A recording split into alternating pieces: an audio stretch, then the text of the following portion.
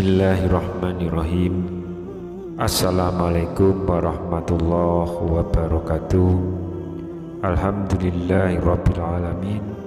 Wassalatu wassalamu ala asrofil anbiya'i wal mursalin nabiyyina wa habibina Muhammadin wa ala alihi wa sahbihi ajmain wa man tabi'ahum bi ihsanin ila yaumiddin. Allahumma sholli ala sayyidina Muhammad wa ala ali sayyidina Muhammad. Harapan dan doa saya semoga saudaraku semuanya selalu diberikan kesehatan, dilapangkan rezekinya, diampuni dosa-dosanya, dipanjangkan umurnya, dan semoga kita tidak mati kecuali mati dengan beriman dalam Islam. Dan sempatkanlah menuliskan sholawat di kolom komentar. Insya Allah bisa menjadi bukti cinta kita kepada Rasulullah Muhammad SAW. Semoga syafaat beliau bisa kita peroleh di akhirat kelak. Amin ya rabbal alamin. Sahabat beriman yang dirahmati Allah, syafaat atau pertolongan sejatinya sangat dibutuhkan oleh setiap hamba Allah Subhanahu wa ta'ala, selain daripada amal soleh dan kebajikan yang ia lakukan.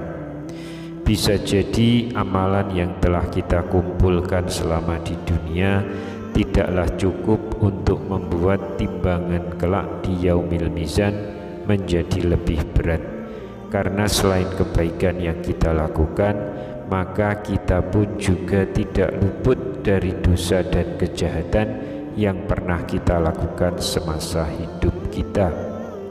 Diriwayatkan dari Abu Hurairah radhiyallahu anhu, Rasulullah sallallahu alaihi wasallam bersabda, setiap nabi memiliki doa yang mustajab, maka setiap nabi telah menggunakan doa tersebut, dan aku menyimpannya sebagai syafaat bagi umatku kelak di hari kiamat.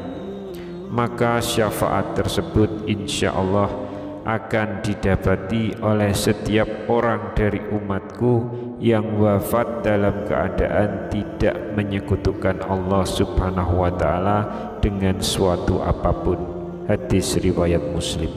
Sahabat beriman yang dirahmati Allah, sebagai muslim yang mengimani adanya hari akhir atau hari kiamat kelak, maka kita pasti akan merindukan ataupun memimpikan untuk bisa menjadi salah satu umat yang akan ditolong oleh Rasulullah SAW dengan syafaat beliau, sehingga dapat menolong amal kebaikan kita yang belum cukup untuk memasukkan kita ke surga. Namun ternyata ada beberapa amalan yang dapat membuat kita nantinya akan menarik perhatian Rasulullah, sehingga beliau akan mengenal nama kita, dan insya Allah syafaat beliau akan diberikan kepada kita. Lantas amalan apa sajakah itu? Amalan yang pertama adalah banyak-banyak bersolawat kepada Rasulullah sallallahu alaihi wasallam.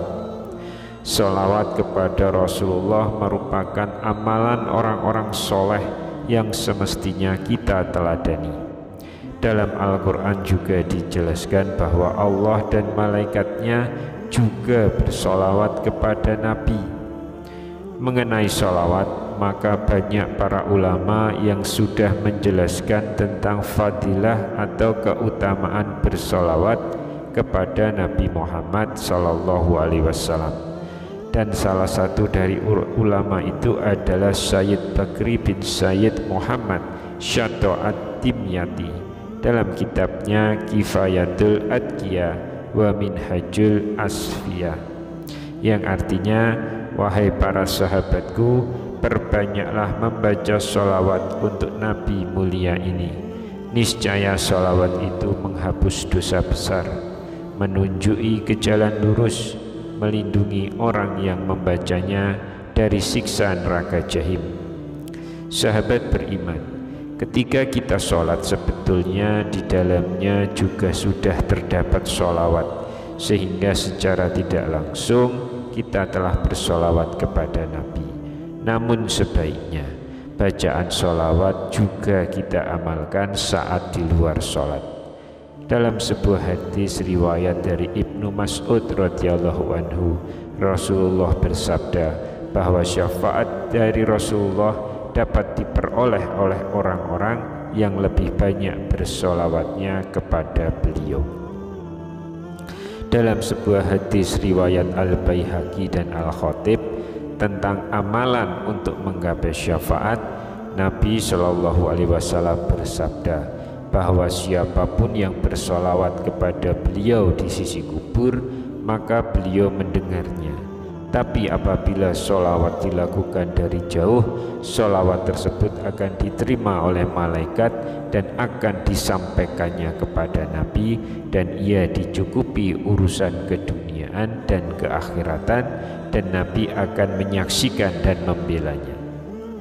Ada 5 jenis syafaat Nabi Muhammad SAW di akhirat, yaitu yang pertama, syafaat untuk memerdekakan umat manusia dari dasarnya yaumil mahsyar.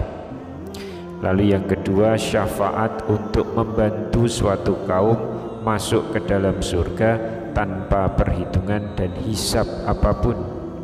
Yang ketiga, syafaat terhadap kaum sesudah dihisab dan diberi keputusan untuk mendapat hukumnya yang setimpal supaya hukuman tersebut bisa dicabut.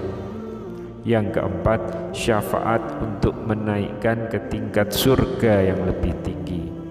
Yang kelima, syafaat untuk mengeluarkan dari azab neraka bagi mereka yang berdosa.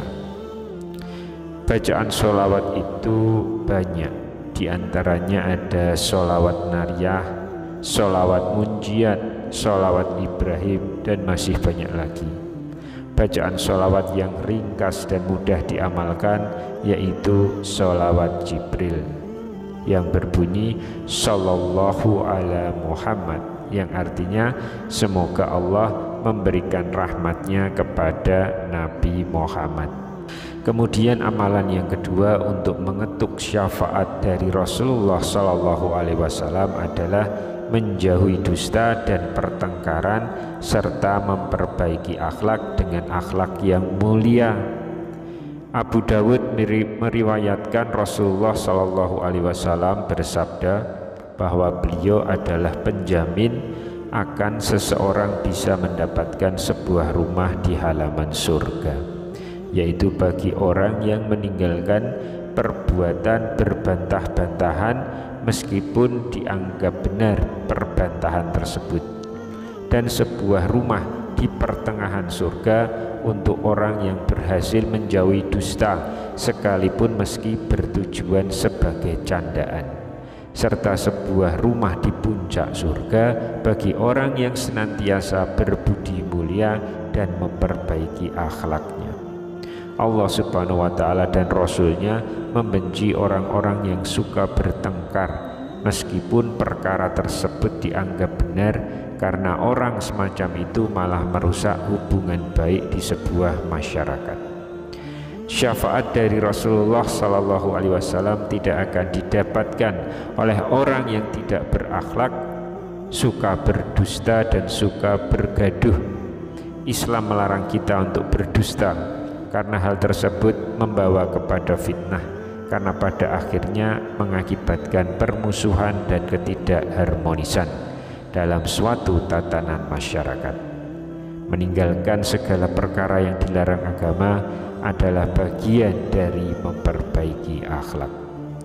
Kemudian amalan yang ketiga, amalan yang tidak terputus adalah membaca Al-Quran dan memahami betul maksud segala yang tertulis di dalamnya.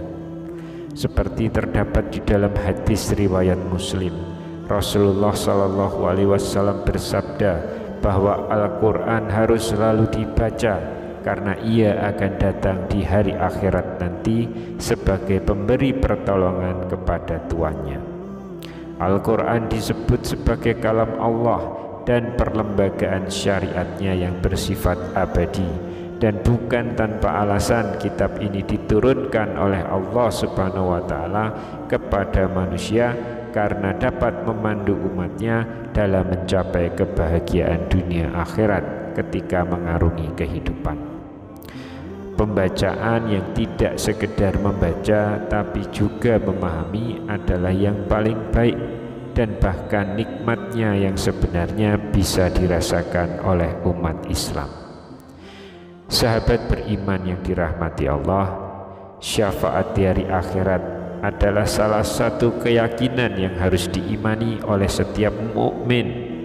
Allah Subhanahu wa taala akan memberikan syafaat melalui hamba-hamba pilihannya. Di antara syafaat yang terbesar adalah syafaat yang diberikan kepada Nabi Muhammad SAW. Syafaat Nabi adalah harapan yang sangat dinanti, namun banyak orang keliru dalam memahami syafaat. Bahkan sebagian terjerumus dalam praktek kemusyrikan karena tidak memahami masalah ini dengan benar. Wallahu a'lam bishawab. Subhanakallahumma wa bihamdika asyhadu alla ilaha illa anta astaghfiruka wa atubu ilaik. Demikian yang bisa saya bagikan di kesempatan kali ini. Semoga pembahasan ini dapat memberikan manfaat untuk kita semua. Amin ya rabbal alamin. Wassalamualaikum warahmatullahi wabarakatuh.